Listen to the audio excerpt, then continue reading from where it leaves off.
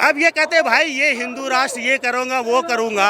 अब ये पूछो जो भी है SC ST OBC 1947 के पहले, बहुत दूर छोड़ो, 47 के पहले अब हम लोग तो वो जनरेशन है जो हमने देखा है, लात भी देखा है, और यहाँ खाट पर नहीं बैठना है पार्टिकुलर कास्ट के अगेंस्ट में, आपको उसको प्रणाम ही करना है, चाहे आप 50 साल आप पास में नहीं बैठ सकते। नहीं होता था, पूछो ना जो SC ST OBC के लोग हैं। ये सुधार किससे आया? ये संविधान से आया ना, जिसमें लिखा हुआ है कि socialist sovereign secular democratic Republic है ना।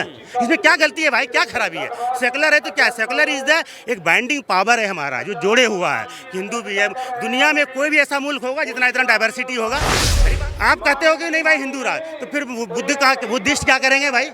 ये नया पार्लियामेंट बिल्डिंग का हो रहा था उद्घाटन ना, तो सारे हमारे MP साहिबान को एक एक नोट शीट दिया सरकार ने, उसमें प्रिम्बल लिखा हुआ था कॉन्स्टिट्यूशन का, उसमें सेकुलर और सोशलिस्ट वर्ड उड़ा दिया था। आपको नहीं पता होगा, सोशलिस्ट और सेकुलर वर्ड उड़ा दिया। बाद में लोगों ने हल्ला किया, बोला ये धोखे से छूट गया। अरे धोखे से वही दो वर्ड कैसे छूट गया भाई? सोवरेन क्यों नहीं छूटा? यदि दूसरे धर्म के बाबा बोलेंगे तो क्या होगा? कैओस नहीं हो जाएगा? कभी वो बोलेगा हिंदू राष्ट्र करो, कोई कहेगा भाई इस्लामिक राष्ट्र करो, कोई कहेगा बुद्धिस्तान करो, कोई कहेगा जैनिस्तान करो, कोई कहेगा खालिस्तान करो। है क्या होगा बताओ ये? तो इसका इंटेंशन क्या था कि वो उसमें उसे निकला था राम मंदिर के नाम से, लेकिन वो राम मंदिर तो असल बहाना था उस समय की। जो तारीख को आप ऐलान कर तो दिया गया, सुनो ना, और देखो उसमें क्या किया फिर। मान लो 1992 में कांग्रेस ने मंडल कमीशन लगाया, 27% रिजर्वेशन दिया, कितना हंगामा हुआ उसमें, तो आप लोग बच्चे हो गए, आपको याद नहीं होगा, हम लोग तो उसमें उसके बाद मान लो ये आई, अभी ये गवर्नमेंट जो है इसने 15% जनरल कास्ट को EWS के नाम पर 10% रिजर्वेशन दे दिया।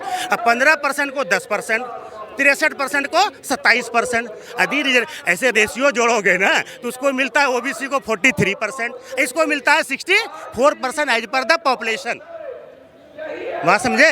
15% को 10%, 15 का 4 गुना कितना हुआ? 60 हुआ, तो 10 तो 40 तो होना चाहिए कम से कम, वहाँ कम से कम 40 होना चाहिए। कितना दे रहा है? 27। अरे इन्होंने कर दिया, कहीं हल्ला हुआ आपने EWS के नाम। EWS में ऐसा नहीं है कि economic weaker section of all classes, economic section only of the general caste है ना, मिला ना। कैसे कर दिया, कैसे मार लिया इसने OBC को दिया ना चकमा, लोग बोलता है OBC। अरे जहाँ अच्छा ये क्या है भाई? अब ये कहते हैं भाई ये हिंदू राष्ट्र ये करूँगा वो करूँगा। अब ये पूछो जो भी है SC ST OBC 1947 के पहले, बहुत दूर छोड़ो, 47 के पहले अब हम लोग तो वो जनरेशन है जो हमने देखा है, लात भी देखा है, और यहाँ के दिल्ली में भारत सरकार में ना अच्छे जगह लोग तो हमने देखा है। आप लोगों को उम्र पता, जो मान लो दिल्ली में पैदा उसने कहाँ देखा?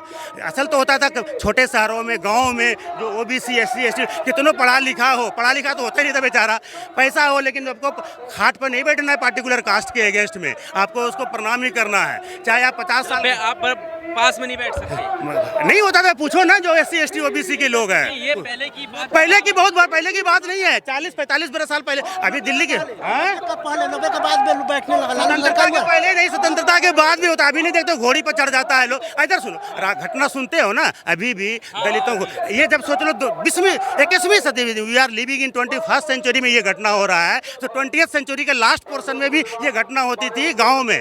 ठीक है, मैं मानता हूँ कि उसमें बहुत सुधार आया।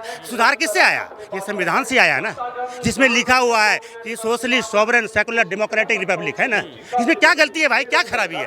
सेकुलर है तो क्या, सेकुलर इज द एक बाइंडिंग पावर है हमारा जो जोड़े हुआ है। हिंदू भी है, दुनिया में कोई भी ऐसा मुल्क होगा जितना इतना डाइवर्सिटी होगा। अरे तो आप बात करते हो यूरोप की, वहाँ तो मान लो सारे क्रिश्चियन है, तो ठीक है, तो भी वह रिलीजन नहीं है वहाँ पर, रिलीजन नहीं है ना वहाँ पर, कोई रिलीजियस नहीं है। जो भी जहाँ भी देखो रिलीजन बेस्ड का थियोक्रेटिक स्टेट नहीं है, उसको धर्म से बेस्ड जो भी मुल्क है देखो कितना राइज किया। आप कहते हो कि नहीं भाई हिंदू राज, तो फिर बुद्धिस्ट क्या करेंगे भाई? क्रिश्चियनिस्ट, जहाँ क्रिश्चियन नॉर्थ ईस्ट के मैक्सिमम स्टेट तो जो क्रिश्चियन तो मेजोरिटी में है, तो यही तो सेकुलर वर्ड जो हमें जोड़े हुआ है। जो देखो ये सब है, इसको तो ये सब कर करके अभी आपने देखा, बोलते हो कष्ट क्यों आप लोग आए हो? जब ये नया पार्लियामेंट बिल्डिंग का हो रहा था उद्घाटन ना, तो सारे हमारे MP साहिबान को एक एक नोट शीट दिया सरकार ने, उसमें प्रिम्बल लिखा हुआ था कॉन्स्टिट्यूशन का, उसमें सेकुलर और सोशलिस्ट वर्ड उड़ा दिया था। आपको नहीं पता होगा, सोशलिस्ट और सेकुलर वर्ड उड़ा दिया। बाद में लोगों ने हल्ला किया, बोला ये धोखे से छूट गया। अरे धोखे से वही दो वर्ड कैसे छूट गया भाई? सोवरेन क्यों नहीं छूटा है? डेमोक्रेटिक वर्ड क्यों नहीं छूटा? Because your intention is not bad. Your intention, समाजवाद देखो कैसे है।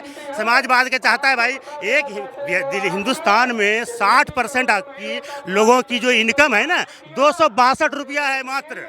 200 और एक 1600 करोड़ रुपए पर घंटा पर डे कमाता है, मान लो अडानी या अंबानी की इनकम देख लो। तो ये समाजवाद क्या कहता है? ठीक है भाई, हम नहीं कहते कि ये एमडी वाला और कंपाउंडर सबके बराबर हो। एमडी वाला पढ़ा है तो उसकी 500 रुपया होना चाहिए, लेकिन ऐसा नहीं कि कंपाउंड जो एमबीबीएस वाला है उसको कर दो साला 10 रुपये कर दो, और उसको कम से कम 500 है तो उसको 100 रुपया तो दो भाई।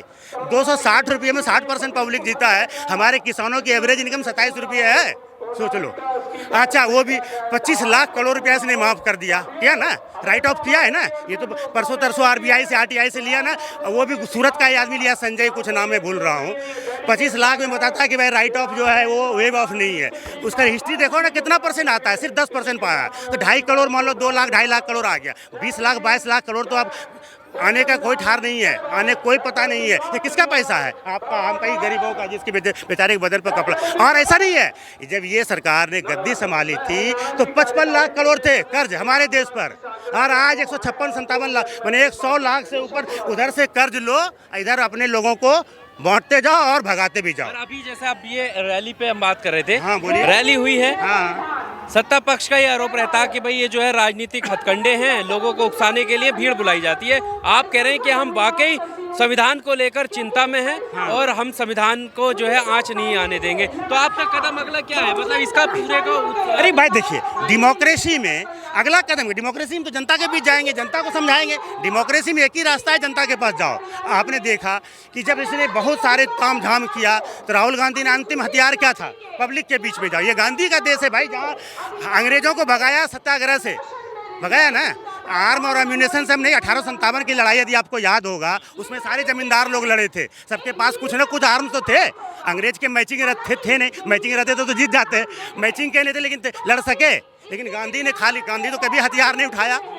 उसका छोड़ो गांधी का, अभी किसान आंदोलन हुआ, किसान आंदोलन यदि हथियार उठाते तो जीत पाते? आज भी गांधी का जो प्रोसेस है, मेथड है, मेथोडोलॉजी है, वही सक्सेस हुआ ना। तो हम भाई जनता के बीच में आ रहे हैं, आपको क्यों हो रहा है? यदि आप you are the right, why are you in trouble? आप ट्रबल में क्यों फील करो? Why are you feeling trouble? हम जनता को बोल रहे हैं भाई तुम्हारा संविधान खतरे में, एग्जाम्पल दे रहे हैं कि भाई तुम्हारा विवेक ओबराय लिखता है, कभी तुम्हारा ये बाबा बोलता है, कभी वो बाबा। क्या दूसरे धर्म के बाबा बोलते हैं? आप ये देखो ना, यदि सबको बोलने की आज़ादी दे दो तो चलो ठीक है भाई। यदि दूसरे धर्म के बाबा बोलेंगे तो क्या होगा? केओस नहीं हो जाएगा? कभी वो बोलेगा हिंदू राष्ट्र करो, कोई कहेगा भाई इस्लामिक राष्ट्र करो, कोई कहेगा बुद्धिस्तान करो, कोई कहेगा जैनिस्तान करो, कोई कहेगा खालिस्तान करो। हैं? क्या होगा बताओ? ये सोचने वाली बात है कि नहीं? ठीक है, अच्छा लगा आपसे बात करके। तो रामलीला मैदान में इस वक्त हम मौजूद हैं, जैसा हमने बताया, और तमाम जो बातें हमने रखी संविधान को लेकर, जो चिंता व्यक्त की गई है, वो किन बयानों को लेकर, किन भाषणों को लेकर, ये सारी बातें यहाँ पर रखते हुए नजर आ रही है। इस पूरे इंटरव्यू को लेकर आपका क्या कहना है, कमेंट बॉक्स में आकर अपनी राय जरूर दीजिएगा। शुक्रिया। Subscribe now and press the bell icon. Never miss an update.